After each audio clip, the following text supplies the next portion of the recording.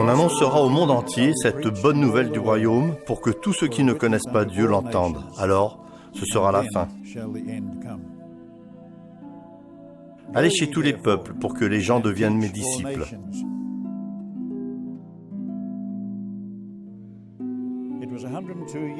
Il y a 112 ans, le 3 février 1915, mon père, avec sa fiancée à ses côtés, a quitté le port de Sydney pour le petit royaume insulaire de Tonga.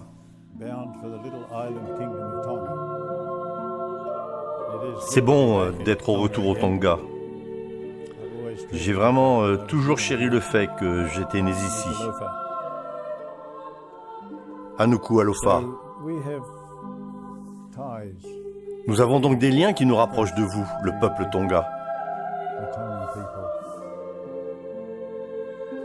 Jésus a dit, ce n'est pas vous qui m'avez choisi, mais c'est moi qui vous ai choisi.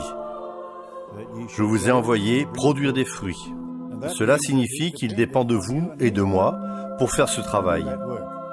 Qui d'autre pourrait le faire?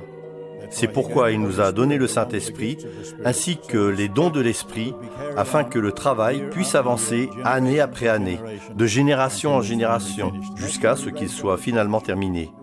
C'est pourquoi il a élevé l'Église. Nous devons être un maillon de la chaîne. Il y a d'autres maillons dans la chaîne. Je les vois tout autour de moi ici ce matin. Divers maillons de la chaîne qui descendent du ciel pour atteindre ceux qui ont besoin de la grâce salvatrice du Christ. Réfléchissez à votre propre relation avec Jésus et à quel point elle est réelle pour vous. Que ce soit une force irrésistible dans votre vie, que ce soit dans votre vie personnelle et dans votre ministère. Jésus a fait la déclaration suivante. Je suis la lumière du monde. Puis il a ajouté que non seulement il était la lumière du monde, mais il a dit, vous êtes la lumière du monde. Chacun de nous est appelé à être une lumière dans le monde.